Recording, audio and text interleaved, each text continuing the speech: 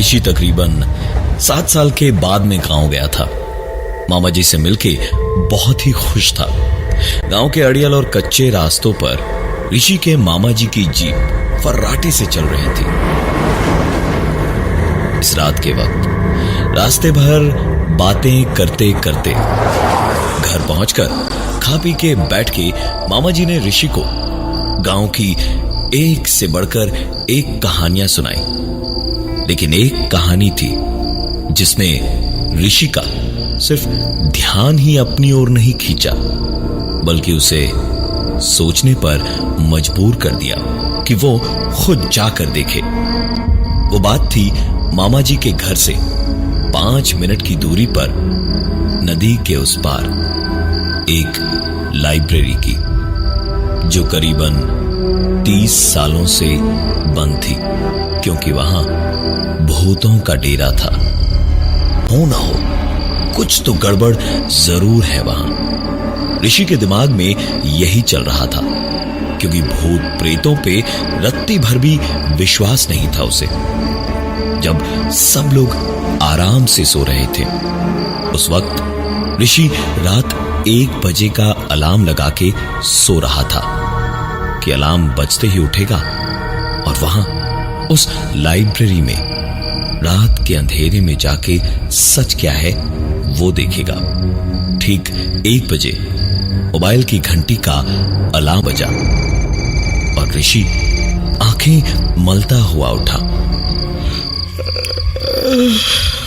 और उसके बाद चुपचाप छुपता छुपाता सबसे बचता हुआ ऋषि नदी के पास पहुंचा तो हल्की हल्की नदी की बहती हवा और पानी की हल्की आवाजों के साथ मिलके झिंगुरों और सारे जानवरों की आवाजें माहौल की खूबसूरती में डर को शरबत में चीनी की तरह खोल रही थी। देख के लगना तो बहुत अच्छा चाहिए था, लेकिन उल्लुओं और सियारों की आवाजें पूरे माहौल को बेहद डरावना बनाए हुए थी। ऋषि सोच ही रहा था कि उस पार कैसे जाएगा, जब एक आवाज ने उसके सवाल का जवाब दे दिया। ऋषि ने देखा तो अंधेरे में एक नाव वाला खैनी हथेली से अपने दांतों के बीच रखता हुआ बोला, क्या हुआ बाबूजी, नदी पार करी हो का? हम पार करा दें? ऋषि ने जवाब दिया, हाँ, जाने के लिए तो आए हैं। नदी पार उस भूतिया लाइब्रेरी में जाना है, चलोगे? नाव वाले ने मुस्कुराकर ऋषि को बैठने का इशारा किया और नाव चल पड़ी।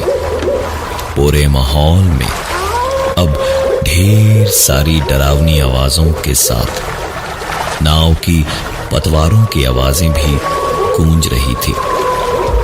कुछ आगे नाव पहुंची, ऋषि ने पानी में हाथ डाला और लहरों में हाथ चलाया ही था जब नाव वाले ने कहा, अरे बाबूजी, ऐसे माहौल में फिल्मी ना बनिए, भूत प्रेतों का इलाका है, कहीं कोई हाथ पकड़ के पानी में न खींच ले। ऋषि जोर से हंसा और बोला, अरे हाथ पकड़ के अंदर पानी में खींच लेगा? तुम गांव वाले ना किसी भी बकवास को मान लेते हो, हा? लेकिन ज्यादा देर तक ऋषि की हंसी टिकी नहीं। सचमुच उसका हाथ पकड़ के किसी ने खींचा और वो पानी के अंदर उस छोटे से तालाब में डूबने लगा। और आखिरकार हांफता हुआ ऋषि अपनी नींद से जागा तो देखा घड़ी में टाइम 12:55 का हुआ था। ऋषि ने अलार्म ऑफ किया और उठ के हाथ मुंह धोकर चुपके से कमरे से बाहर निकलकर उस नदी की ओर जाना शुरू किया। तकरीबन 5 मिनट चल के ही ऋषि वहां पहुंच भी गया। बिल्कुल वैसा ही माहौल जैसा थोड़ी देर पहले सपने में देखा था। और एक आवाज और आई।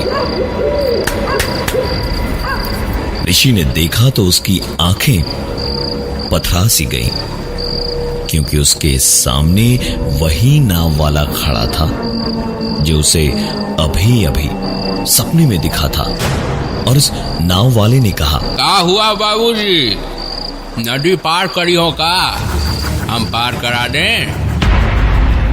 ऋषि ने खुद को समझाया, ये सब कुछ बस एक इत्तेफाक है, और नाव वाले को जाने से मना करके नदी के किनारे किनारे कच्ची पगडंडी पे चलने लगा, उसी लाइब्रेरी की ओर।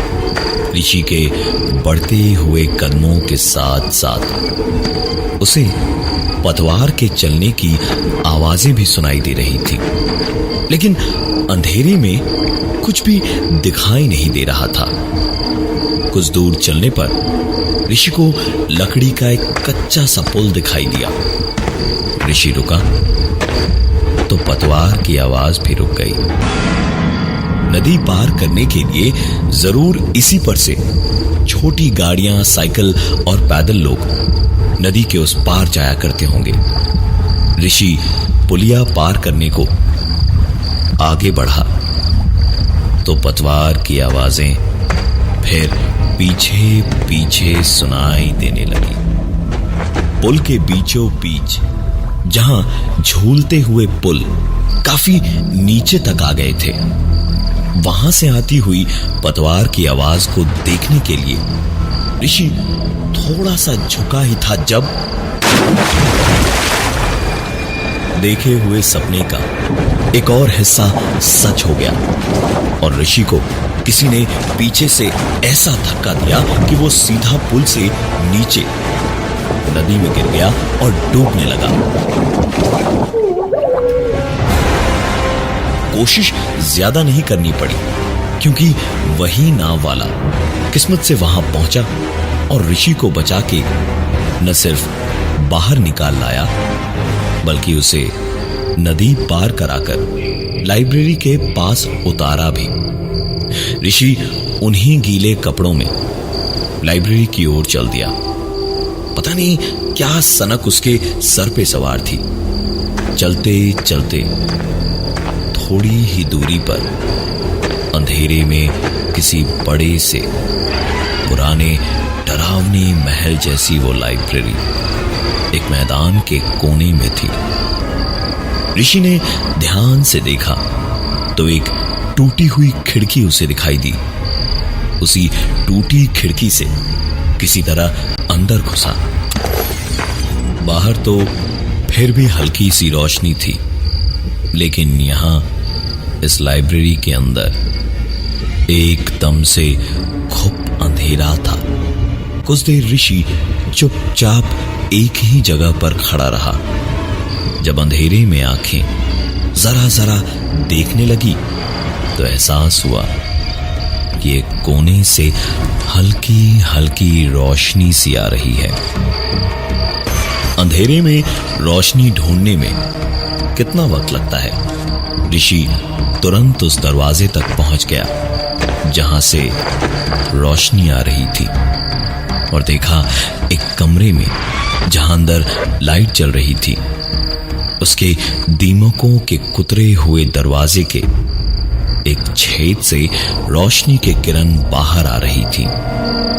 ऋषि ने उस छेद से अंदर की ओर झांका तो देखा पूरा कमरा जगमगा रहा था रोशनी में। और इससे पहले कि ऋषि कुछ और कर पाता, एक हाथ ने आकर उस छेद को और उससे आती उस रोशनी को ढक दिया। ऋषि तुरंत समझ गया कि इस कमरे में जो भी है उसी की वजह से ऐसी अफवाहें फैल रही हैं। दरवाजा बहुत ही बुरे हाल में था, ऋषि ने आधी ही ताकत लगाकर एक लात मारी तो दरवाजा बिल्कुल टूट के न सिर्फ गिरा बल्कि सचमुच बिखर के फर्श पे फैल गया। दरवाजे के ऐसे बिखरने से सालों से जमी हुई धूल और कुतरी हुई लकड़ी का हवा में फैला हुआ बुरादा थोड़ी देर में छटा और इससे ऋषि का खांसना रुका तो उसने अपने सामने देखा